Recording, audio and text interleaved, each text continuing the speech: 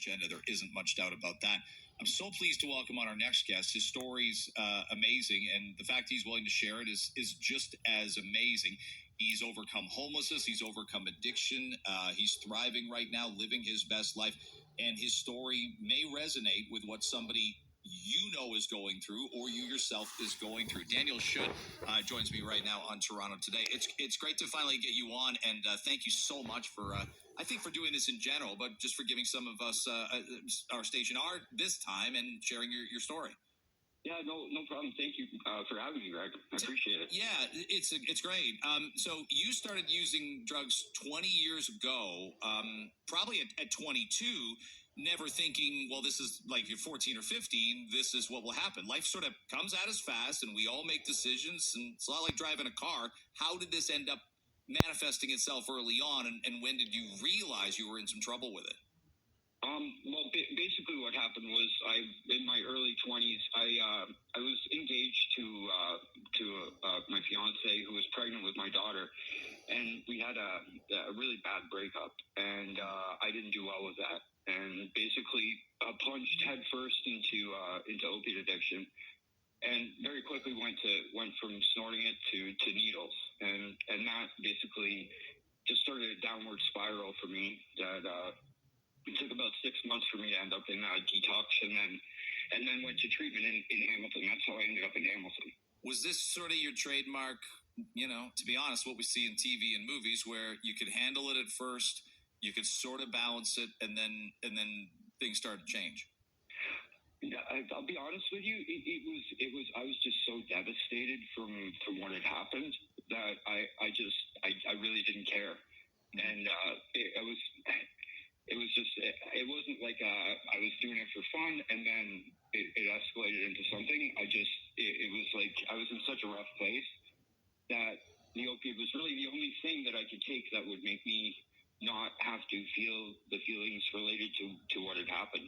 Nothing else made it better except that, eh? No. Yeah. And there, it's like it was part of my journey, right? Because I had to learn certain things through that, but it was, it was not a good time, and I learned really quick that I was an addict, that I had a tendency to use substances to deal with trauma or, as a crutch. How is it as a teen, though? Because I always think, we can't spot problems as parents. Parents sometimes can't spot problems from us. I would be the last person to say I told my parents everything I did or everything I was planning to do or everything I ended up doing. So how was it for you at 15, 16, 17, 18? Were there any warning signs even in your own brain that addiction was there? Yeah, I mean, I was a party guy. I'm a musician. Mm-hmm. So I played, I played music and was a classic rock guy. So, it kind of smoking pot when I was a teenager, dabbling with this and that a little bit. But like I said, the addiction for me, it didn't equate that I had a problem until what happened with my ex and my daughter. So before then, it was like, I partied like all the other guys partied. But maybe there were signs, but I obviously as a late teen, I didn't really see them. How did you turn it all around? And was it just one moment, one flashpoint, or were there just little baby steps along the way? Well, turning it around, I was like practically dead, and my wife as well. Like when we were out on the streets, like it wasn't like some epiphany and I turned everything around. It got so bad that it was really, there was only one way to go and to try and do that. And for me, it was when my father got our children, got custody of our children, that gave us kind of, that was basically the kicker to try and do the work to turn everything around. Because it's the hardest thing, it's the hardest thing I've ever done. It's not an easy thing to come back from. But having my father have our kids, that's what really gave me the strength to try and do the hard things, because it is lots of little baby steps. And it's not comfortable. It doesn't feel good. It's not supposed to feel good. But if you keep up with it, baby steps, it does get better over time. It gets easier. You get stronger. So Yeah. Daniel Schutz, our guest. He overcame addiction and homelessness.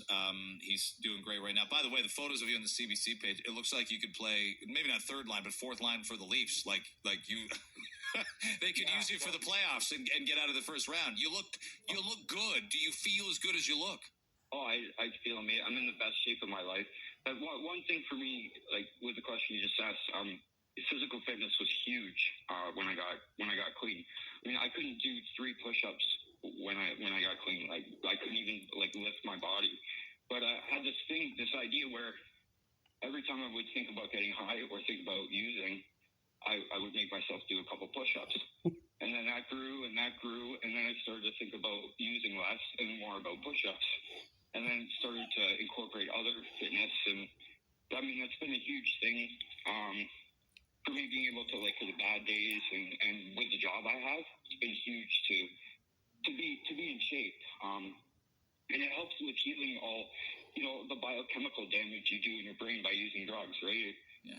Getting exercise is a excellent way to, for me anyways, I can just speak for me. Oh no, but it's a great message for so many things, whether or not it's about drugs or whether it's about anything else. So the crux of so many issues with homelessness, I often hesitate because I hate when we stereotype and we put even positive stereotypes. I'm like, we put people in boxes. Canadians are like this, or white people, black people, Asian people are like this. When someone says homeless people, there's a massive difference to me between someone like you struggling, and I'm going to say it, the person that murdered the kid on Saturday night. I struggle with it, so I can only imagine you struggle with the definition of putting everybody in the same damn box. How do you feel about that?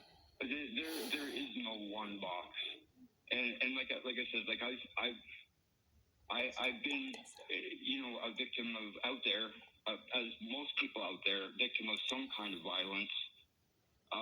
It comes with what kind of goes on the street, right? And I mean, what happened recently was terrible, and it's disgusting how often it does happen. But you're right. There's no baseline. This is a homeless person. I mean, on my journey, I met people that were in their 80s that were homeless, that just for some kind of weird financial reason they ended up out there.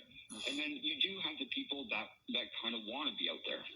They want to get high. They want to be, rock stars or gangsters, and they want that life. There are those people, but there's more often there seems to be people from outside of that box that end up homeless, end up in situations or at different levels of the situation. Does that make sense? It does. It makes complete sense. I'm dying to ask you about safe injection sites. I would have been for them 3 or 4 years ago, and I'm not saying I'm against them now. I just want to see a lot more data to know that we're getting them right. I get it. You're using a safe supply of drugs, and you're less likely to die in that time frame that you use them. But I don't know, Daniel, if it's helping people get clean. I know if it was my son or daughter out there. I don't know if it's cleaning people up. How do you view them now? I have mixed views. I've used them myself, but they're not an avenue to get clean. They're an avenue to not die. That's basically you're dealing with multiple things, right? Like getting clean and recovery is something completely different than not dying of fentanyl. And I think those types of safe injection sites, they do help save lives, but those lives don't necessarily are ever going to see recovery because of the safe injection site. Does that make sense? It makes complete, because here's where I stand, and I again, you're going to know more about this than I am, and you're sure going to know more about this than politicians that haven't experienced what you've experienced. I think if we offer concrete rewards like housing, money, the potential for a job, we can get people clean. I don't want to criminalize these drugs, but I also don't want the status quo to be come and use day after day after day after day. Because you're right, they're not dying in the moment, but they are slowly killing themselves. They are slowly getting more and more into the abyss. You crawled your